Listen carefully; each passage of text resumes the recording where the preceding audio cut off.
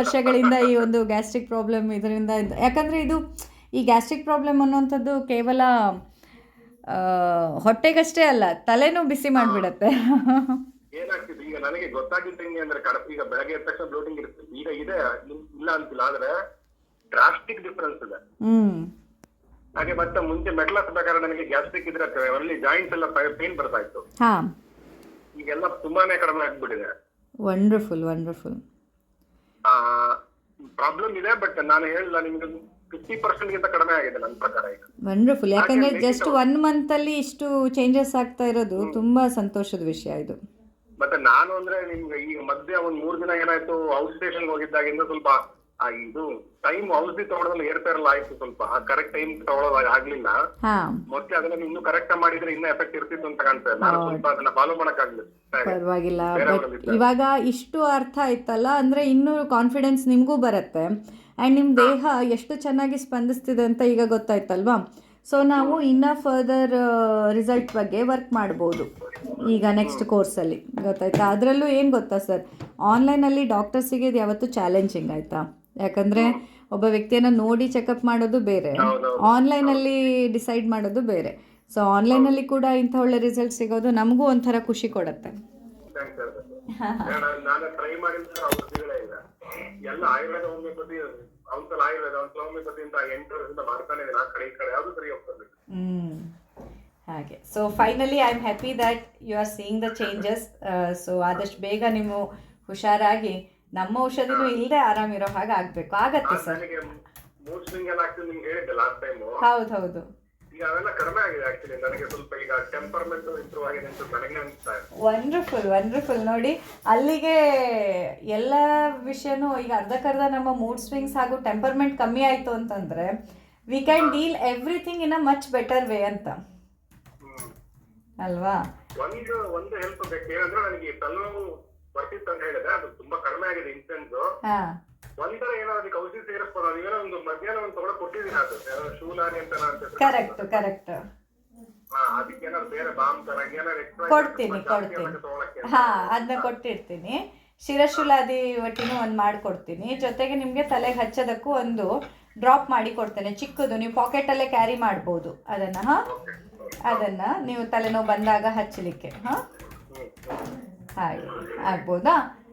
Okay sir. ಮತ್ತೆ constipation ಏನಿಲ್ಲ ಅಲ್ವಾ ಇವಾಗ? ಇದೆ, ಬಟ್ ನಾನು ಹೇಳಿದ್ನಲ್ಲ ಮುಂಚಿನ ತರ ಇಲ್ಲ. ನನಗೆ ಮುಂಚೆ ಅದು ದಿನಾಪೂರ್ತಿ ನನಗೆ ಗೊತ್ತಾಗ್ತಿತ್ತು ಹೊಟ್ಟೆ ಬ್ಲೋಟ್ ಆಗಿದೆ ಅಂತ, ಹೆವಿನೆಸ್ ಇರ್ತಿತ್ತು. ಈ ಹೆವಿನೆಸ್ ನೀವು ಔಷಧಿ ತಗೊಂಡಾಗಿಂದ 1 ವಾರ ಅಂತ ಕಡಿಮೆ ಆಗ್ಬಿಡುತ್ತೆ. ಕಾನ್ಸ್ಟಿಪೇಷನ್ ಇದೆ, ಬಟ್ ಮುಂಚಿನಷ್ಟು ಇಲ್ಲ ನನಗೆ. ಅದೇ ನಾನು ಹೇಳಿದ್ನಲ್ಲ 50% ಇಂದ ಕಡಿಮೆ ಆಗಿದೆ ಅಂತ ನನಗೆ ಅನಿಸ್ತಾ ಇದೆ. ವಂಡರ್ಫುಲ್. ತುಂಬಾ ಖುಷಿ ಆಗ್ತದೆ. ಅಂಡ್ ಮಿಡ್ಲಲ್ಲಿ ಏನಾದರೂ BP ರೈಸ್ ಆಗಿದ್ದಿದೆ ಏನಾದರೂ ಒಬ್ಸರ್ವ್ ಮಾಡಿದ್ದೀರಾ? ಇಲ್ಲ ನನಗೆ BP ರೈಸ್ ಆಗಿದ್ದು ಗೊತ್ತಾಗ್ತದೆ. BP ರೈಸ್ ಆಗಿದ್ದಿಲ್ಲ ನನಗೆ ಈಗ. ತುಂಬಾ ಸಂತೋಷ. So it's such a beautiful morning because of you. Thank you so much for this beautiful morning. Thank you. I have had almost 30 beautiful mornings since the day started. Thank you. And ಅಲ್ಲ, ಅದೇ ಇವತ್ತಿನ ನನ್ನ ಪ್ರಾರ್ಥನೆ ಅಂತಂದರೆ ಇದೇ ಥರ ನಿಮ್ಮ ಪ್ರತಿ ಬೆಳಗು ಕೂಡ ಹೀಗೆ ಬ್ಯೂಟಿಫುಲ್ ಆಗಿರಲಿ ಅಂತ. ಆ್ಯಂಡ್ ಕಾನ್ಸಂಟ್ರೇಷನ್ ಮತ್ತು ಫೋಕಸಲ್ಲಿ ವ್ಯತ್ಯಾಸ ಏನಾದರೂ ಕಾಣಿಸ್ತಿದೆಯಾ ಸರ್? ಫೋಕಸ್ ಮಾಡಕ್ಕೆ ಸ್ವಲ್ಪ ಕಷ್ಟ ಆಗ್ತಾ ಇತ್ತಲ್ವಾ ಲಾಸ್ಟ್ ಟೈಮ್ ಹೇಳಿದ್ರಿ? ಈಗ ಇಲ್ಲ, ಇಂಪ್ರೂವ್ ಆಗಿದೆ. ನನಗೆ I can make it out. ನನಗೆ ಗೊತ್ತಾಗ್ತದೆ ಚೇಂಜಸ್ ಆಗಿದೆ ಅಂತ. ಬೇಸಿಕ್ ತುಂಬಾ ಡ್ರಾಸ್ಟಿಕ್ ವಿಸಿಬಲ್ ಆಗಿ ಕಾಣಿಸ್ತಿರೋದು ಇದು ಪೈನ್ ಜಾಯಿಂಟ್ಸ್ ಅಲ್ಲಿ. ಮೆಟ್ಲತ್ತ ನನಗೆ ಹೆದರಿಕೆ ಆಗ್ತದೆ, ಆರ್ಥರೈಟಿಸ್ ಬಂದ್ಬಿಡಿದೆ ನನಗೆ ಅಂತ ಆತರ ಅನಿಸ್ತಿತ್ತು ಕೆಲವು ಸಲ. ಬಟ್ ಇಲ್ಲ ಅಂತ ಅನ್ಕೋತಿದ್ದೆ. ಆಮೇಲೆ ನಾನು ಕುಕ್ಕರ್ ಗಾಲಲ್ಲಿ ಮುಂಚೆ ಭೂಮಿ ಕುತ್ಕೋಬೇಕಾದ್ರೆ ನನಗೆ ಬಾಡಿ ಬ್ಯಾಲೆನ್ಸ್ ಇರ್ತಿರ್ಲಿಲ್ಲ, ಗೊತ್ತಾಯ್ತು. ಈಗ ನಾನು ಕುಕ್ಕರ್ ಗಾಲಲ್ಲಿ 10 ನಿಮಿಷ ಕುತ್ಕೊಂಡ್ರೆ ಏನೋ ಆಗಿದೆ. ಮತ್ತೆ ನಾನು ಮನೆ ಕೃಷ್ಣಾಷ್ಟಮಿ ದಿನ 4 ಗಂಟೆ ಕೂತಿದ್ದೆ ಒಟ್ಟಿಗೆ.